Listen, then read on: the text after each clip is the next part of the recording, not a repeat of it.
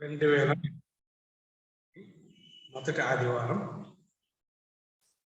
సంఘంగా కూడి దేవుని ఆరాధించడానికి మనం కూడి ఉన్నాం. ఈ సమయంలో ఆత్మతో సత్యంతో దేవుని ఆరాధించడానికి కావలసిన సత్యాన్ని దేవుని వాక్యంలో నుంచి మనం ధ్యానించడానికి మనం ప్రయత్నం చేద్దాం. ప్రకటన గ్రంథం 12వ అధ్యాయం తీసినట్లయితే 10-11 వచనాల్ని మనం కలిసి చదువుకుందాం.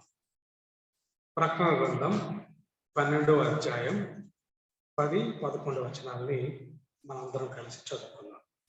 మరియు ఒక గొప్ప స్వరము పరలోకమందు ఇలాగ చెబుతా వెళ్ళింది, రాత్రి పగలు మన దేవుని ఎదుట మన సహోదరుల మీద నేరముకు వాడైన అపవాది పడద్రోయబడి ఉన్నాడు కనుక ఇప్పుడు రక్షణయు శక్తియు రాజ్యము మన దేవుని వాయన, ఇప్పుడు అధికారము ఆయన క్రీస్తుదాయన. వారు గొర్రెపిల్ల రక్తమును బట్టి తామిచ్చిన సాక్ష్యం బట్టి వారిని జయించి ఉన్నారు, కానీ మరణం వరకు తమ ప్రాణములను ప్రేమించిన వారు కాదు. చిన్న ప్రార్థన చేసుకొని దేవుని యొక్క వాక్యాన్ని ధ్యానించుకుందాం. మా తండ్రి, మీ వందనాలు, స్తుతులు ప్రభా. నూతన సంవత్సరంలో ప్రభా తండ్రి 2022 సంవత్సరం మొదటి ఆదివారం ప్రభా, ఈ సన్నిధిలో మేము కూడి మీ నామాన్ని గొప్ప చేయడానికి, నాయనాన్ని స్తుతించడానికి, నేను ఆరాధించడానికి సిద్ధపడుతుండగా నా ప్రభా తండ్రి, నీ చిత్తం చొప్పున ఆయన ఇష్టం చొప్పున నీ సత్యం చేత మమ్మల్ని బంధించి, నీ సత్యం చేత మమ్మల్ని సంధించి, నీ సత్యం చేత అయినా మమ్మల్ని పురుగులిపి నీ ముందు నిజంగా సాగలపడి గొప్ప రూపాన్ని మాకు అనుగ్రహించమని మీ సన్నిధిలో ప్రార్థన చేస్తున్నాను. ఈ సమయం ప్రభా తండ్రి మాకు ఎంతగానో ప్రభా తండ్రి నేను ఆరాధించి వీటిలో ప్రయత్నించమని, మీరు మాత్రం మయం పొందుకోమని యేసు పరిశుద్ధ నామములో ప్రార్థన చేస్తున్నాను. ప్రకటన గ్రంథం 12వ అధ్యాయంలో మనం చూస్తున్నాం, ఒక రక్షణ, శక్తి, రాజ్యము మన దేవునాయను, ఇప్పుడు అధికారము ఆయన క్రీస్తుదాయను అనే మాటల్ని మనం చూస్తున్నాం. 12వ అధ్యాయానికి ముందు 11వ అధ్యాయం 15వ వచనంలో 7వ దూత బోర ఊదినప్పుడు పరలోకంలో గొప్ప శబ్దము పుట్టేను.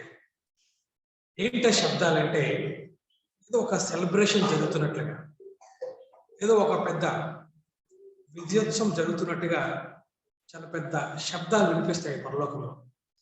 ఆ యోహాన భక్తుడు ఆ యొక్క ఆ విజన్ని, ఆ దృశ్యాన్ని చూస్తున్నాడు, ఆ శబ్దాన్ని వింటున్నాడు. ఏంట శబ్దం అంటే, ఈ లోకరాజ్యము మన ప్రభువు రాజ్యమును ఆయన క్రీస్తు రాజ్యం ఆయన యుగముల వరకు ఏలునేను అని ఒక పెద్ద శబ్దం మనం చూస్తున్నాం.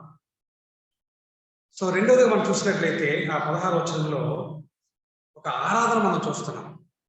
ఏంటి ఆరాధన అంటే, అంతటా దేవుని ఎదుట సింహాసనంలో ఆ 24 పెద్దలు సాష్టాంగపడి దేవునికి నమస్కారం చేసి, వర్తమాన భూతకాలంలో ఉండు దేవుడైన ప్రభువా, సర్వాధికారి, నీవు నీ బలమును స్వీకరించి ఏలుచున్నావు కనుక మేము నీ కృతజ్ఞతలు చెల్లించుచున్నాము. ఆ 18వ వచనంలో కూడా వారు ఆరాధించేటప్పుడు వారు ఉపయోగిస్తున్న పదాలు, వారు ఉపయోగిస్తున్న సత్యం, అది కూడా మనం గమనించాలి. ఏమైనా ఉపయోగిస్తున్నారంటే 18వ వచనంలో, జనములు కోపగించినందున నీ కోపం వచ్చేది, మృతులు తీర్పు పొందుటకును, నీ దాసులకు ప్రవక్తలకును పరిశుద్ధులకును నీ నామమునకు భయపడి వారికి తగిన ఫలమిచ్చుటకును గొప్పవారేమి కొద్దివారేమి భూమిని నశింపచేయ వారిని నశింపచేయుటకును సమయం వచ్చి ఉన్నదని చెప్పారు. చాలా గొప్ప డిక్లరేషన్, ఒక పెద్ద సెలబ్రేషన్.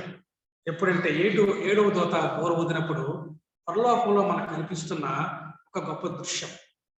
సో వాస్తవానికి దీన్ని మనం ఏమనుకోవచ్చు అంటే, ఒక మాటలో చెప్పాలంటే యేసు ప్రభు వారు తిరిగి తన మహాబలాన్ని అంగీకరిస్తున్న సమయమే, అంగీకరించిన సమయమే.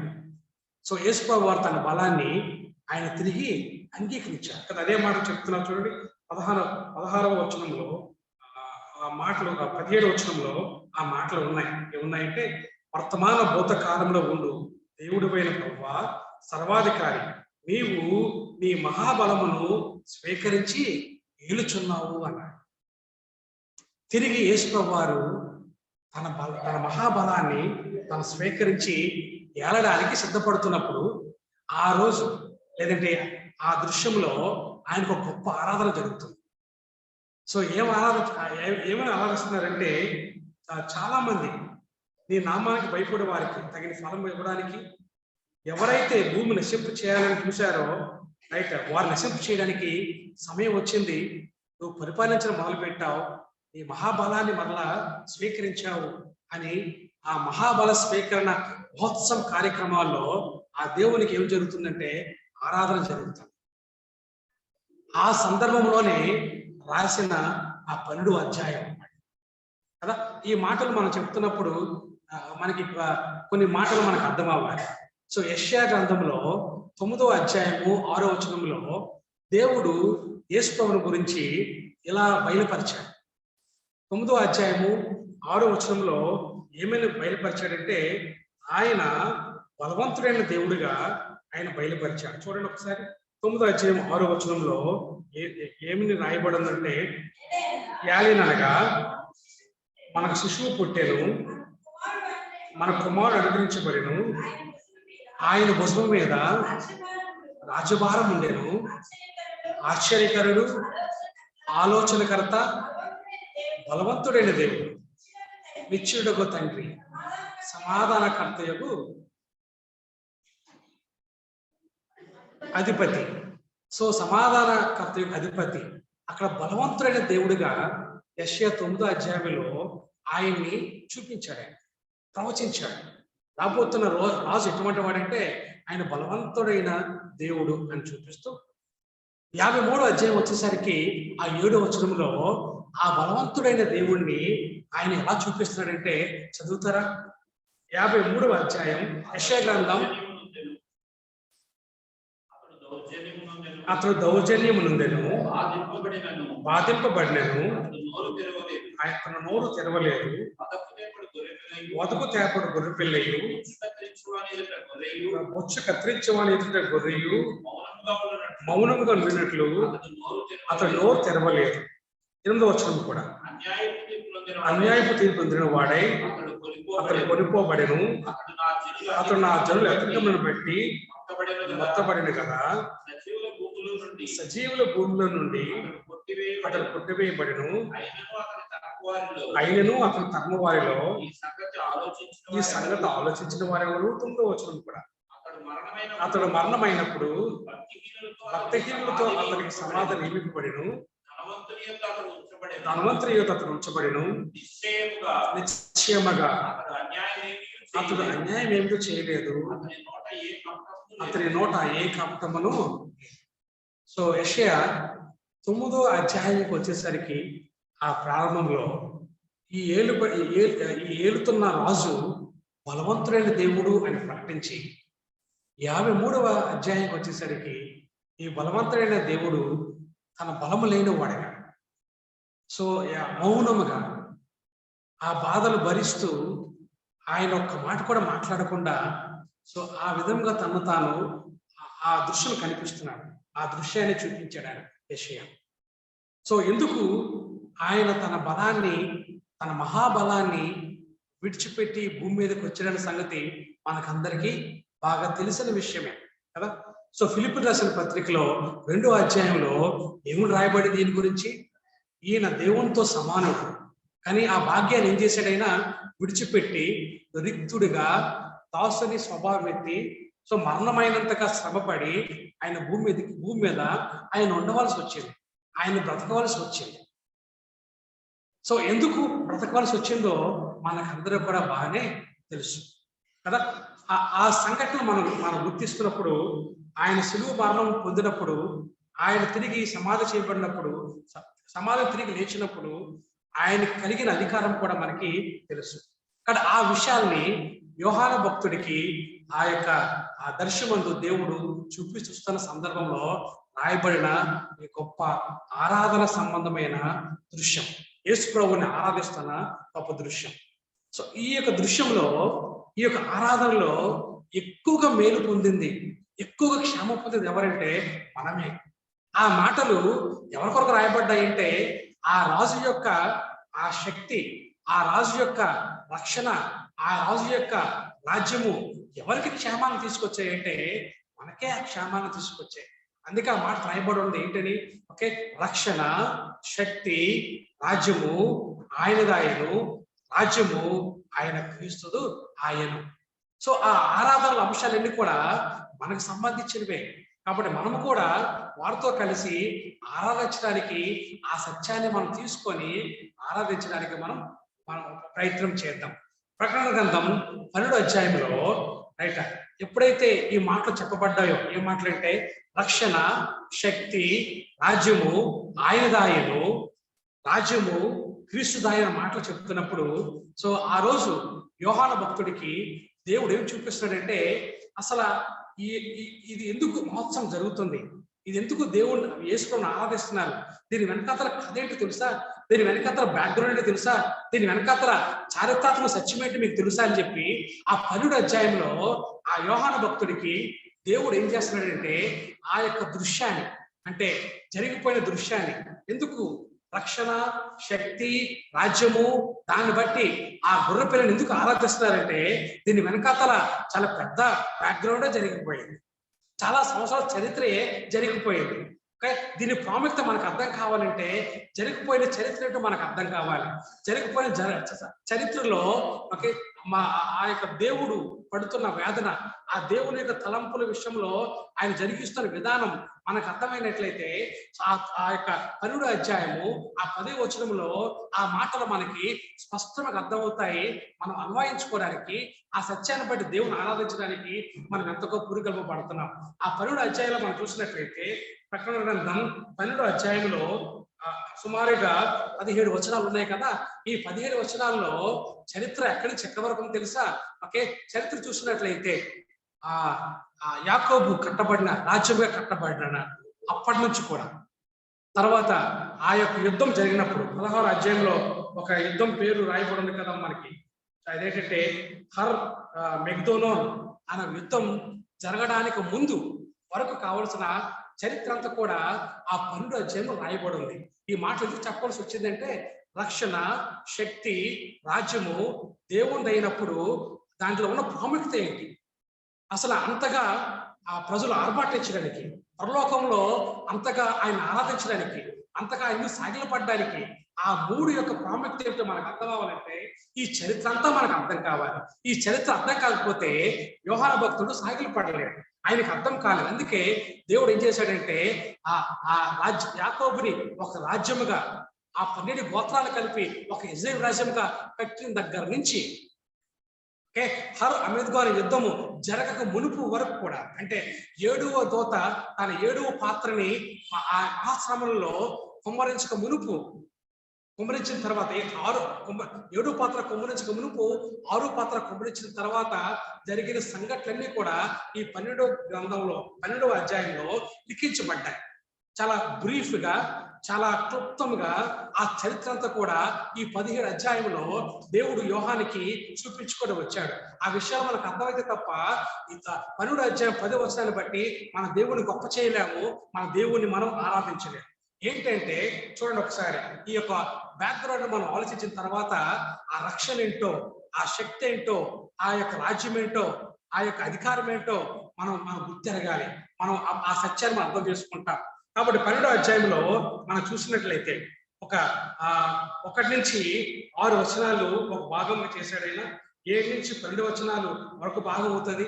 13 నుంచి 17 అనేది వేరొక భాగంలో ఓకే ఆ రాజ్యం ఏర్పాటు దగ్గర నుంచి కూడా ఆ యొక్క యుద్ధం జరిగినప్పటి వరకు కూడా, ఆ VN పరిపాలన ముందు జరిగిన యుద్ధం వరకు కూడా ఆ చరిత్ర అంతా కూడా ఆయన పెడుతూ వచ్చాడు.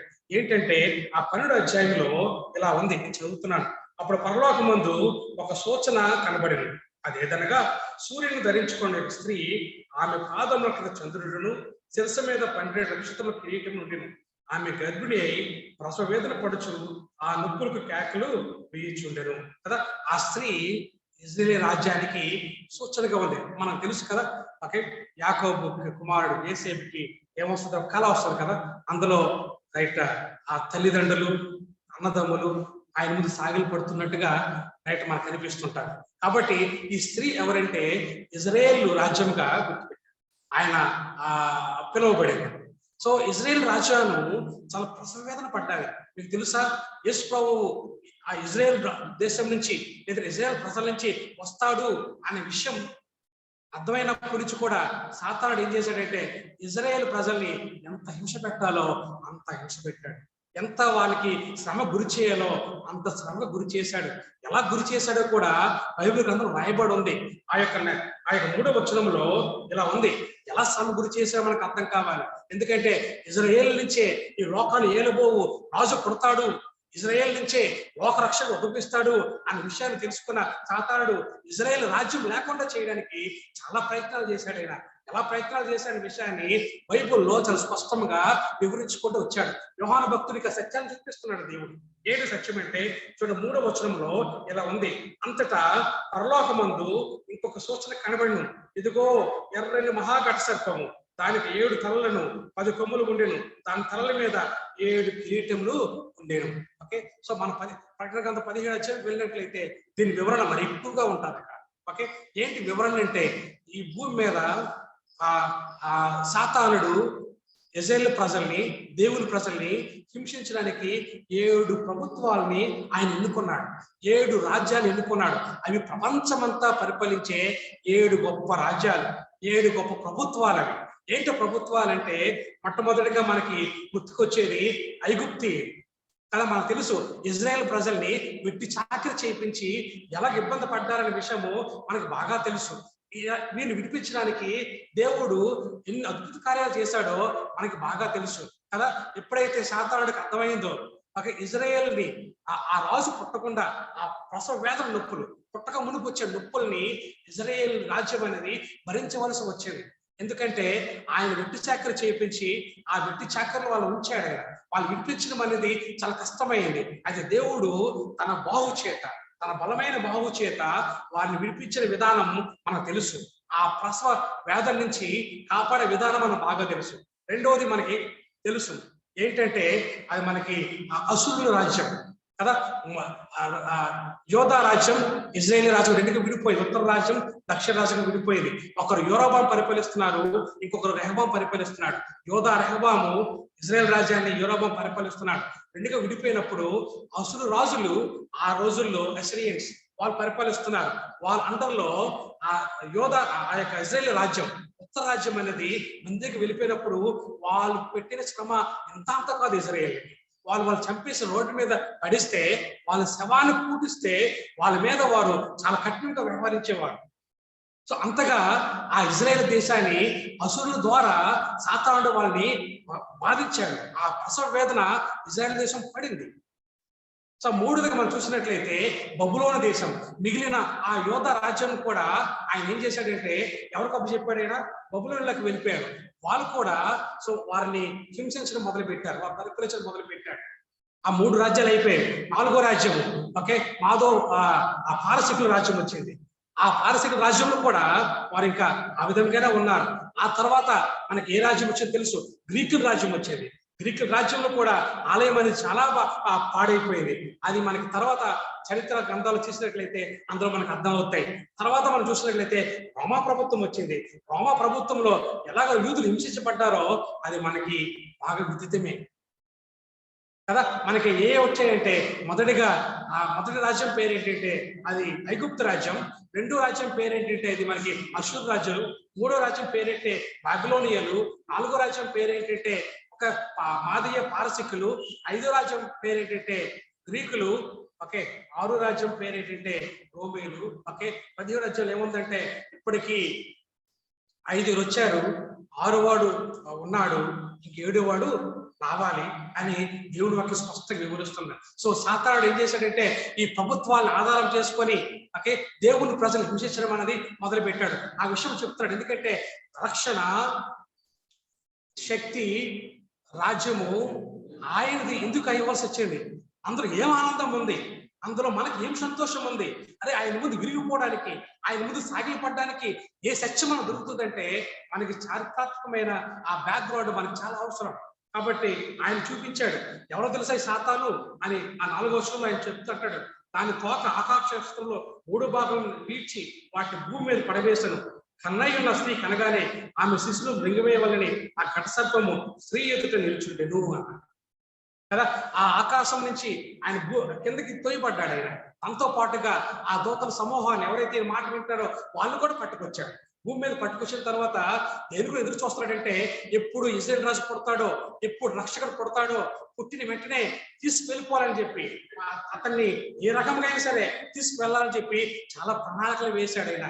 ఓకే, ఆ రక్షకుడు రానే వచ్చాడు ఆయన భూమి మీదకి. వచ్చిన వెంటనే హేరోదును పురిగొల్పి ఆయన ఎలాగైనా చంపాలని చెప్పి చూశాడు. ఆయన అడ్రస్ దొరకకుండా చేశాడు దేవదూతలు. ఆ యేసేపు చెప్పాడు, ఎవరికి చెప్పగా నువ్వు వెళ్ళిపో, ఈ దారి వద్దు, ఈ దారి వెళ్ళని చెప్పగానే ఆయన అడ్రస్ తెలియక ఆయన వయసున్న ప్రతి చిన్న పిల్లలు కూడా చంపాడు ఆ హేరోదు రాజు. అంతగా ఇజ్రాయేల్ రాజు అసలు వేదన పడి యేసుప్రభుని తమ వంశం నుంచి, తన జాతి నుంచి ఈరోజు భూమికి ఒక రక్షకుని అనుగ్రహించాడు. అనుగ్రహించిన వెంటనే ఏం జరిగిందంటే మనకందరూ తెలుసు. ఆయన మన కొరకు ఎలా వచ్చాడంటే తన మహాబలాన్ని పక్కన పెట్టి, తన మహా అధికారాన్ని పక్కన పెట్టి, తన దేవత్వాన్ని పక్కన పెట్టి ఆయన భూమి మీదకి ఎలా రావాల్సి వచ్చిందంటే రిక్తుడిగా, దాసుడిగా, ఓకే, ఈ మానవుడిగా ఈ భూమి మీదకి రావాల్సి వచ్చింది. అలా వచ్చిన వ్యక్తి ఎలా ఉన్నాడంటే యెషయా గ్రంథంలో ఏం చెప్తున్నాడంటే ఈయన బలవంతుడైన దేవుడు, కానీ 53 వచనంలో ఎలా ఉన్నాడంటే ఈయన చాలా మౌనముగా, ఓకే, వచ్చు కత్తిరిస్తున్న గొర్రె ఎలాగైతే తల వచ్చుకుంటారో ఆయన ఏ బలాన్ని ప్రదర్శించాడు కదా. అలా అయిపోయిన తర్వాత ఆయన చనిపోయి సమాధి చేయబడి తిరిగి లేచి ఆయన తండ్రి కృపార్శన కూర్చున్నాడు. మహా అధికారంతో ఆయన కృపార్శన కూర్చున్నాడు కదా. అలా అలా వాటి కోసం ఆ యొక్క 6వ వచనం వరకు కూడా అది వివరించడం జరిగింది. అక్కడితో ఒక భాగం పూర్తయింది. 2 భాగానికి వద్దాం మనం కదా. అంతటా పరలోకమందు యుద్ధము జరిగాను అన్నాడు. ఓకే, యేసుప్రభు ఎప్పుడైతే అధికారంలో పైకి వెళ్ళాడో, ఓకే, ఆ కింద త్రోయబడిన సాతానికి పరలోకమందు ఆయనకి ఏముందంటే రైట్ దేవుని సన్నిధిని యాక్సెస్ అనేది దేవుడు కల్పించాడు, దేవుడు అనుమతి ఇచ్చాడు. సో ఈ సాతానుడు ఏం చేస్తాడు తెలుసా? దేవుడికి ఎప్పుడు కూడా అక్కడ ఒక మాట ఉంది చూడండి. 9వ వచనంలో ఏముందంటే కాక సర్వలోకను మోసపుచ్చుచు అపవాదనియు సాతాననియు పేరు గల ఆది సర్పమైన మహాఘట సర్పము పడద్రోయబడెను. అది భూమి మీద పడద్రోయబడెను. దాని దూతలు దానితో కూడా పడద్రోయబడి. సో ఇక్కడ మనం చూసినట్లయితే సాతానికి పని ఇంకేమీ కాదు.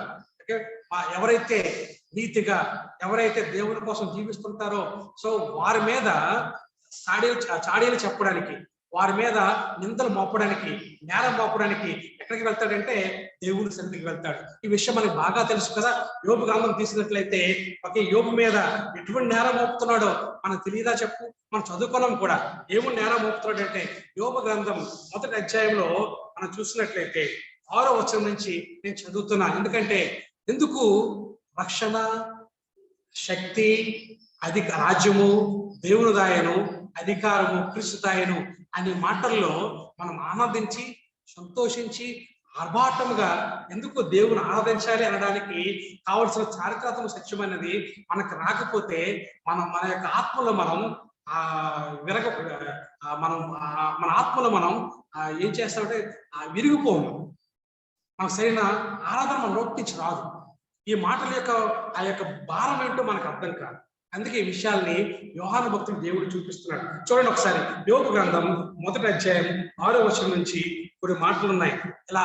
ఎలాగైతే అపవాది భూమి మీద ఉంటే నీతిమంతుల మీద, దేవుని యొక్క బిడ్డల మీద ఎలా తన యొక్క నేరాలు మోపుతున్నాడో, ఎలాగ దేవుడి చేత అధికారం పొంది హింసించడానికి ఎలా రాబోతున్నాడు విషయాన్ని మనం స్పష్టంగా చూడడానికి ఇది ఒక ఉదాహరణ.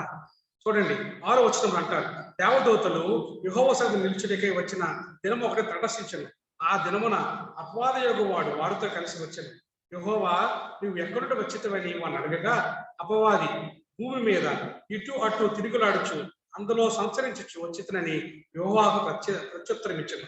అందుకు యెహోవా, నీవు నా సేవకుడైన యోబు సంగతి ఆలోచించుతావా? అతడు యథార్థవర్ధనుడు, న్యాయవంతుడై దేవుని యందు భయభక్తులు కలిగి చెడుతనము విసర్జించిన వాడు, భూమి మీద అతని వంటి వాడెవడనూ లేడు అని అడుగుగా అపవాది ప్రారంభించింది. ఆయన యథార్థవంతుడు, ఆయన లోపల ఎలా ఉంటాడో బయట అలాగే ఉంటాడు అంటే కాదు, అలాగ లేడు. ఆయనకి అల్టీరియర్ మోటివ్స్ ఉన్నాయి. ఆయన హృదయంలో ఒకటి ఉంది, బయటకు ఒకటి ఉంది అని చెప్పి దేవుడిచ్చిన సాక్ష్యాన్ని మార్చడానికి ఒక నేరారోపణతో ఆయన సొంతం నిలబడ్డాడు. అపవాది నిలబడ్డాడు. ఏంటి నేరారోపణ అంటే ఆయన అంటాడు, నువ్వు అనుకుంటున్నావు యథార్థవంతుడని, నువ్వు అనుకుంటున్నావు ఆయన మనసులో ఆయన బయటికి రెండు ఒకేలా ఉందని నువ్వు అనుకుంటున్నావు. కాదు, ఆయన నిందితుడి సార్తో బాగా ఆలోచిస్తున్నాడు. ఆయన మనసులో నువ్వు ఇచ్చిన ఆ క్షేమం మీద ఆధారపడి ఉన్నాడు. నువ్వు అది ఆపేసావనుకోండి, అప్పుడు ఆయన యథార్థంటే నీకు తెలుస్తుందని చెప్పి ఒక నింద మోపడానికి ఆయన దేవుని సన్నిధిలో ఆయన నిలబడ్డాడు. ఆయన పనే మన మీద నేరాలు మోపడం. చూడండి, ఆ 10వ వచనంలో 9వ వచనం అంటాడు అని అడగగా అపవాది, యోబు ఊరకయే దేవుని భయభూత గలవాడాయినా అంత యథార్థంలో లేదు. ఎందుకంటే నీవు అతనికి, అతని ఇంటి వారికి, అతని కలిగిన సమస్తం నకును చుట్టూ కంచి వేసేది కదా, నీవు అతని చేతి పని దీవించు చేత అతని ఆస్తి దేశంలో బహుగా విస్తరించి ఉన్నది. ఈ రీజన్ కాబట్టి నువ్వేం చేయాలి తెలుసా? ఆ 11 అయినను నీవు ఇప్పుడు నీ చేయి చాపి అతని కలిగిన సమస్తం ఎత్తనీయలా అతని ముఖం ఎదుటినే దూషించి నేను విడిచిపోవును అని యెహోవా అనగా, యోబు దేవుని కృపను బట్టి నిలబడగలిగాడు కదా. చాలా మంది కూడా అప్పుడప్పుడే దేవుని విశ్వాసంలోకి వస్తుంటారు, అప్పుడప్పుడే దేవుని పని కొరకు వస్తుంటాడు. రైట్, ఈ సాతానుడు ఏం చేస్తాడంటే తెలుసండి, మన మీద నేరం మోపడం పరిగెడతాడు. అక్కడి నుంచి దేవుడు మనల్ని పరీక్షలు తీసుకొస్తుంటాడు. కొన్నిసార్లు ఈ పరీక్షల్లో నెగ్గకుండా ఫెయిల్ అయ్యే ప్రమాదం కూడా ఉంది. వారు దేవుని మీద ఆధారపడకుండా వారి సొంత బుద్ధి మీద, సొంత ఆలోచన మీద వారు ఆధారపడినప్పుడు కొన్నిసార్లు వారు ఈ రక్షణలో కొనసాగకుండా తప్పిపోయే ప్రమాదము ఉంది. ఎందుకంటే ఈ నేరారోపణ చేసిన వాడు సాధారణ వ్యక్తి కాదు, భయంకరంగా అసలు చాలా లిటికేటెడ్ పర్సన్. అయినా చాలా చక్కగా తీసుకొచ్చి దేవుని ముందు నేరం మోపుతుంటాడు. అక్కడి నుంచి పరీక్షలు తీసుకొచ్చి మనుషుల మీద రుద్దుతుంటాడు. ఆ పరీక్షల్లో పాస్ అయితే బాగానే ఉంటది, కానీ పొరపాటున ఫెయిల్ అయితే ఏమవును? ఇవన్నీ వింటున్నారు దూతలు అక్కడి నుంచి. అరే ఈ పని ఇదే.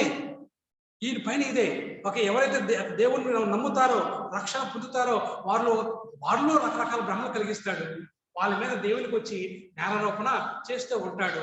ఈయన వలన రక్షణ పొందే వారికి చాలా చాలా శ్రమలు వస్తున్నాయి, పరీక్షలు వస్తున్నాయి. పొరపాటున కానీ విఫలమైతే ఏంటి పరిస్థితి అని చెప్పి దూతలకు స్పష్టంగా తెలుసు.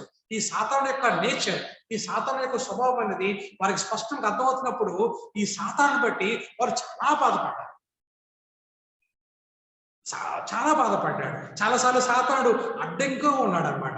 ఒకరోజు దానియేలు ప్రార్థన చేస్తుంటే దేవదూత వచ్చి ఇన్ఫర్మేషన్ ఇవ్వడానికి ఆయన దగ్గరికి వస్తుంటే ఈ సాతానుడు వెళ్ళి అడ్డగించాడు దూతను. మరలా ప్రార్థన చేస్తే గబ్రియేలు దూతను పంపించి ఆ సాతానుతో యుద్ధం చేసి ఆ సమాచారం తీసుకొచ్చి ఆ దానియేలుకి ఇవ్వడం జరిగింది. సో సాతానుడు దేవునికి ప్రజలకి చాలా ఆటంకంగా ఉన్నాడు. చాలా రకాలుగా మనుషుల మీద నేరారోపణ చేస్తున్నాడు. సో ఇటువంటి వ్యక్తి ఎక్కడ ఓడిపోయాడంటే దేవుని వాక్యం చెప్తుంది, యేసు సిలువలో ఆ సిలువ కార్యం చేసిన తర్వాత తన రక్తం చెందించి మరణమైన తర్వాత ఏమైందంటే సాతానుడు ఓడిపోయాడు. తన అధికారం అనేది పోయింది. సో దేవుడు ఏం చేశాడంటే ఆ యొక్క సాత్వికంతో ఆ సైలెంట్ గా ఆయన విధి చూపించి శ్రమను అనుభవించి ఆ దేవునితో ఆ సహవాసం కలిగి దేవుని శక్తిని భూమి మీద చూపించడానికి ఆయన తను అర్పించుకున్నాడు. ఆ కారణం చేత ఎప్పుడే సిలువలో ఆయన మరణం పొందాడు, ఎప్పుడే సిలువ తన రక్తం అంతా కార్చాడు, ఎప్పుడే సిలువలో సమస్తం అర్పించాడో సో అప్పుడే సాతానుడు యొక్క అధికారానికి అంతం వచ్చింది. ఆ అంతము ఎలా వచ్చిందంటే ఘోరంగా వచ్చింది. అప్పుడు వెంటనే పైకి వెళ్ళిన తర్వాత అక్కడికి వెళ్తాడు సాతానుడు. వెళ్ళేసరికి దేవుడు అంటాడు, ఎక్కడ నీకు యాక్సెస్ లేదు, ఎందుకంటే పరలోకంలో రాజ్యం ఎవరిదయ్యిందమ్మా? ప్రభుదయ్యింది కదా. ఎక్కడుందా మాట్లాడితే ప్రకటన గ్రంథం ఆ యొక్క 12వ అధ్యాయంలో ఇప్పుడే మనం చూసాం. ఆయన పరలోకమందును భూలోకమందును రాజ్యం చేయడానికి ఆయన యోగ్యుడైపోయాడు. ఆయనకు అధికారం వచ్చింది.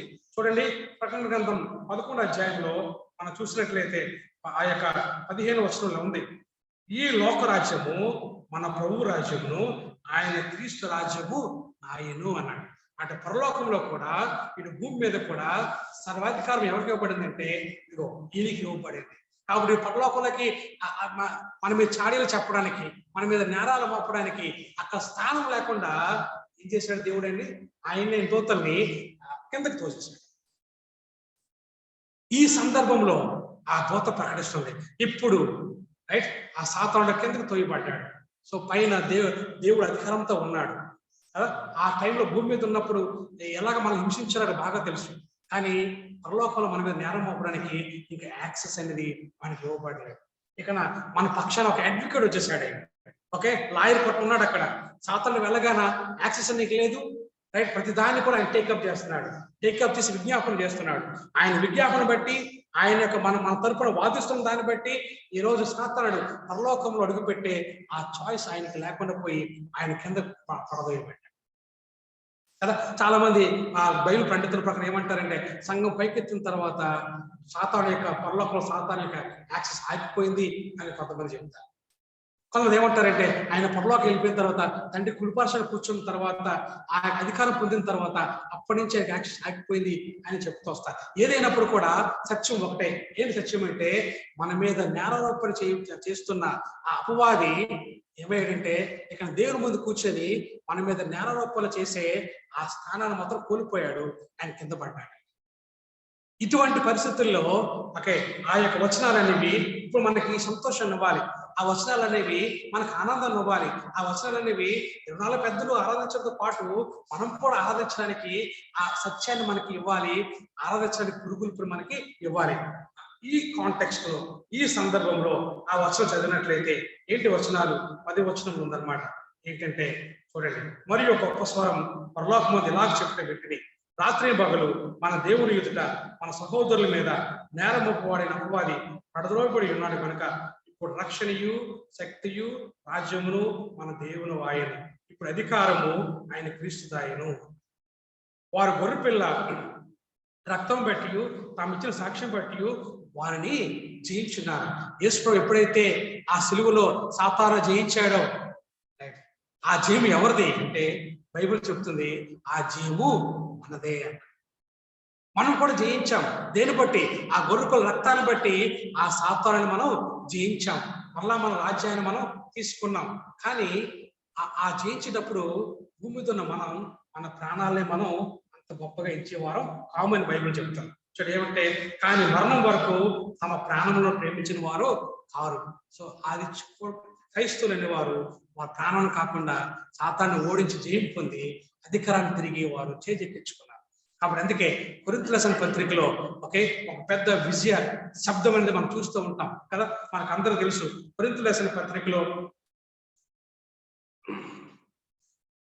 15వ అధ్యాయం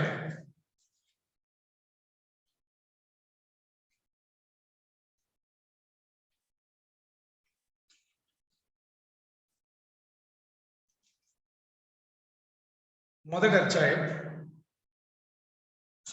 కొరింథీ రాసిన మొదటి పత్రిక 15వ అధ్యాయం. సో అందులో ఒక శబ్దాన్ని మనం గమనిస్తుంటాం.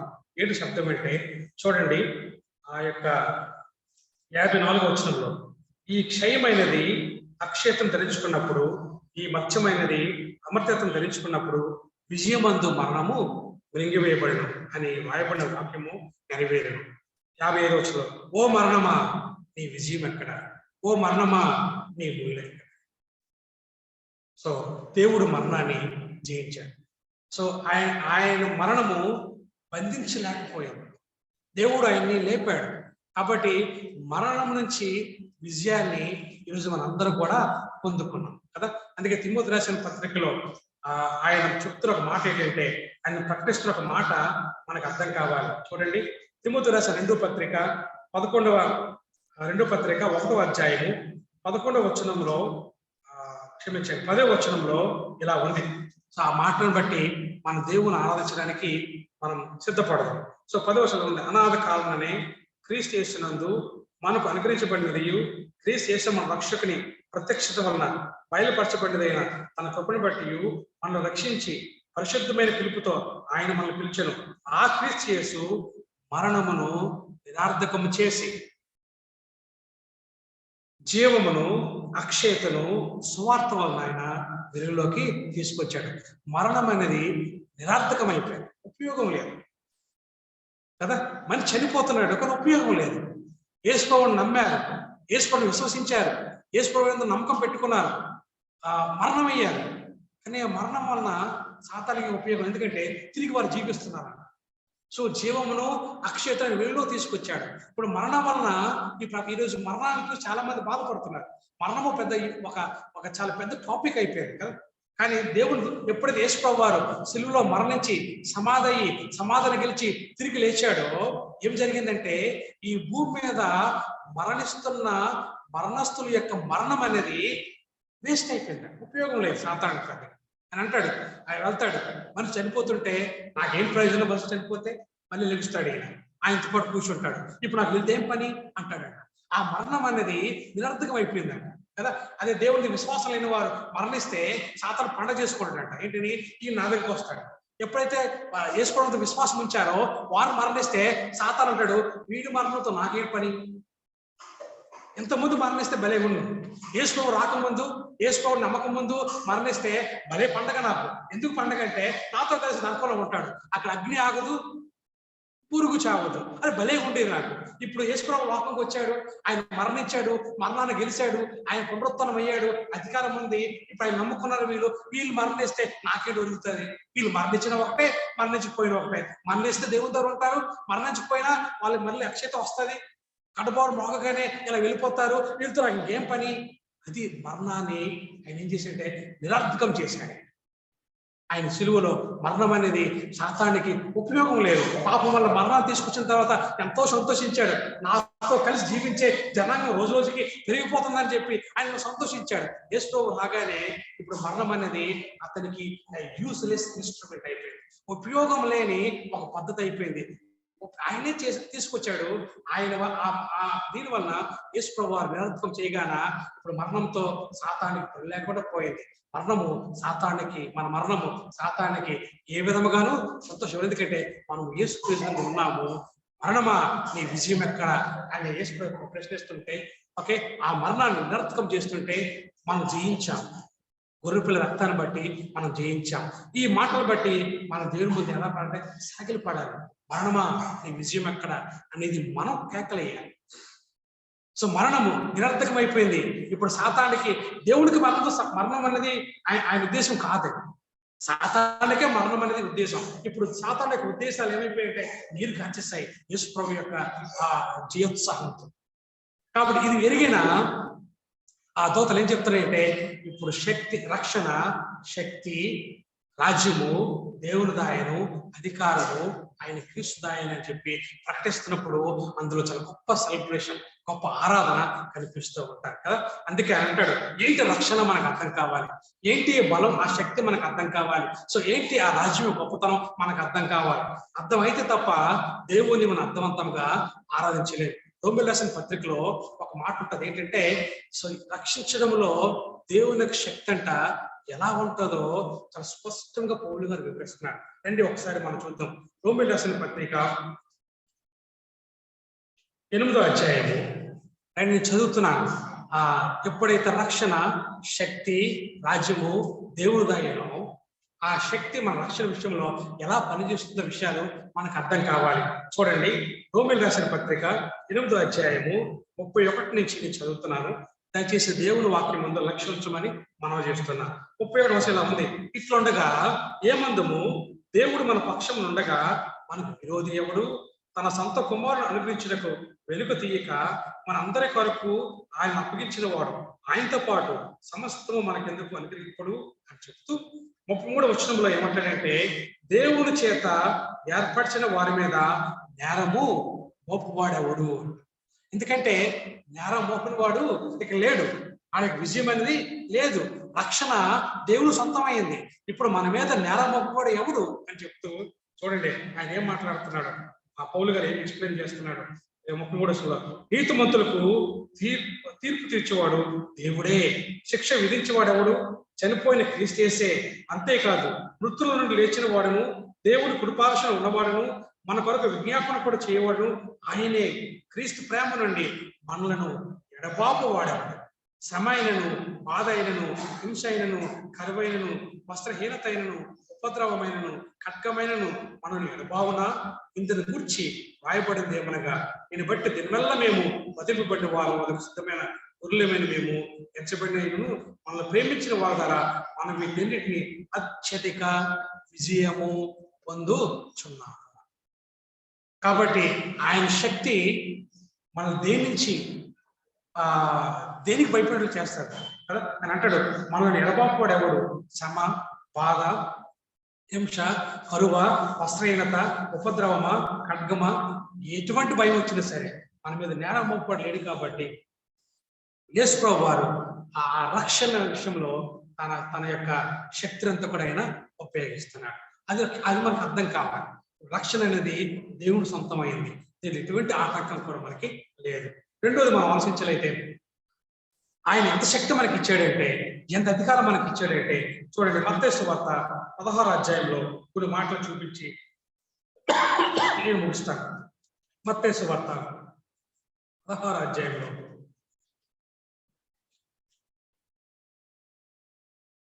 పేతురు గారితో మాట్లాడుతూ ఆయన మాట్లాడిన మాటలు కూడా ఆ శక్తి ఏంటో, అధికారం ఏంటో మీకు గుర్తు చేసి ఆయన ముందు సాగిలపడలాగా మనం సిద్ధపాటు చేసుకున్నాం. 16వ అధ్యాయం 18వ వచనంలో ఈ మాటలు రాయబడి ఉన్నాయి. మరియు నీవు పేతురు, ఈ బండ మీద నా సంఘమును కట్టుదును, పాతాళలోక ద్వారములు దాని ఎదుట నిలువ నేరవని నేను నీతో చెప్పుచున్నాను. సో పాతాళ లోకం యొక్క ద్వారాలు ఇప్పుడు సంఘం ముందు ఈ అధికారం ఎక్కడదంటే, ఆయన ఇదంతా చేసిన తర్వాత రక్షణ, శక్తి, రాజ్యము, అధికారము క్రీస్తుదైన తర్వాత పాతాళ యొక్క ద్వారాలు తీసుకొచ్చి పాతాళ యొక్క ద్వారాల యొక్క శక్తి సంఘం ముందు ఏమైపోయింది? సన్నగిల్లిపోయింది కదా. ఇప్పుడు సాతానుడు భయపడుతున్నాడు, క్రైస్తవులు విజయం సాధిస్తున్నారు. ఇది ఆయన బట్టే. ఇంకా మనం ముందుకెళ్ళినట్లయితే ఆయన ఏమంటాడంటే, ఆ యొక్క పేతురుతో 18వ వచనంలో అంటాడు, 19వ వచనంలో, పరలోక రాజ్యం యొక్క తాళపు చెవులు నీకు ఇచ్చేదను, నువ్వు భూలోకమందు దేన్ని బంధించదువో అది పరలోకమందును బంధింపబడను, భూలోకమందు దేన్ని విప్పుదువో అది పరలోకమందు విప్పబడని అతనితో చెప్పాను అన్నాడు. సో అధికారం అనేది యేసు సొంతమైంది అని అంటాడు. సర్వాధికారం నాకు ఇవ్వబడింది, మీరు సర్వజనులకు వెళ్ళి క్రీస్తు వార్త ప్రకటించండి అని ఆయన మనం చెప్తుంది. ఈ కారణం బట్టి ఒకప్పుడు సాతానుడు మన అధికారం చేశాడు. సాతానుడు యేసు ప్రభువును కూడా అన్నాడు, నీకు అధికారం కావాలంటే నన్ను ఆరాధించు.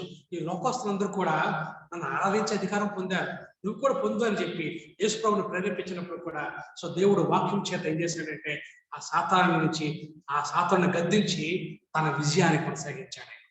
కాబట్టి అధికారం ఆయనదైంది. కాబట్టి ఈ అధికారం ఉన్న మనం ఏం చేస్తున్నామంటే విజయోత్సవంతో ఆయన ముందు మనం సాగిలపడతాం. రక్షణ అయింది కాబట్టి రైట్, ఒక బాధ, ఉపద్రవం, శ్రమ, ఖడ్గము ఏది కూడా ఈ రక్షణ నుంచి మనల్ని వేరు చేయలేదు. ఎందుకంటే రక్షణ దేవుని సొంతమైంది. నేరం మోపిన వాడు ఇక్కడ లేడు కాబట్టి శక్తిమంతులు మనం. పాతాళలోక ద్వారాలు మన ముందు నిలబడలేదు. అంత శక్తి దేవుడు తన సంఘానికి ఇచ్చాడు. రాజ్యం మనదే, పరలోక రాజ్యం యొక్క ద్వారాలు మన దగ్గర ఉన్నాయి కదా. దేవుడు సంఘానికి ఇచ్చాడు, పేతురుకి ఇచ్చాడు. కాబట్టి మనం భూమి మీద ప్రార్థన చేసి మనుషులు దేవుడు తిప్పుతున్నప్పుడు ప్రతి మనిషి కూడా పరలోకంలోకి ఏమవుతాడు? చేరుతాడు. అంత గొప్ప అధికారం మనకి ఇవ్వబడింది. దీనికి అంతటి కారణం ఎవరంటే యేసుక్రీస్తు వారు. కాబట్టి ఆయన్ని పరలోకంలో ఆరాధించే గొప్ప దృశ్యాన్ని మనం చూస్తున్నప్పుడు ఈరోజు ఆయన ముందు మనం సాగిలపడి ఏ మాట చెప్పాలి?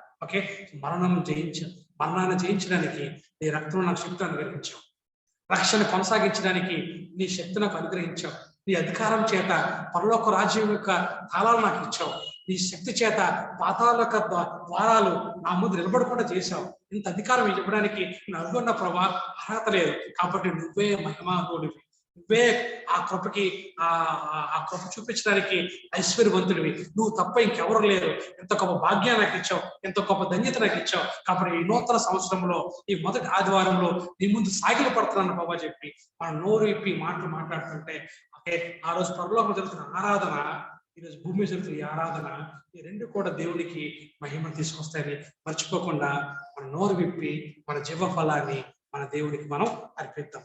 ఈ కొద్ది మాటలు దేవుడు తన వెనుకల్లో మన కొరకు దీవించును గాక.